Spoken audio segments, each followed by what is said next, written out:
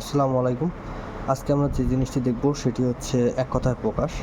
প্রথমে যে এক কথায় প্রকাশটি রয়েছে সেটি হচ্ছে বক্রষ্টিকা বা অধর প্রান্তের হাসি, ছিজ্জার নিশি, অপরের দোষ খুঁজে বেড়ায় যে, তারপর হচ্ছে চতুরঙ্গ, অশ্বরথ, হস্তি এবং পদাতিকের সৈন্যের সমাহার, তারপর আছে অস্তমুখ, অস্ত যেতে উদ্যত চিঠি, তারপর হচ্ছে নন্দীঘোষ, আনন্দসূচক ধ্বনি, ঐহিক, ইহলোক বিষয়ক, তারপর হচ্ছে পল্লব বা হচ্ছে কিশলয়, উদ্ভিদের নতুন পাতা, তারপর হচ্ছে এইখানে যেগুলো রয়েছে সেইগুলো হচ্ছে আমাদের মাঝে মাঝে ভুল করার সম্ভাবনা থাকে, যেমন চিকিৎসা, চিক্ষমিষা বা তিতিক্ষা, এই দুইটার মধ্যে ভুল হওয়ার সম্ভাবনা অনেক বেশি থাকে।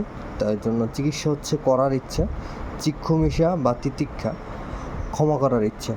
চিক্ষমিষা আমরা এখানে খেয়েও থেকে মনে রাখতে পারি।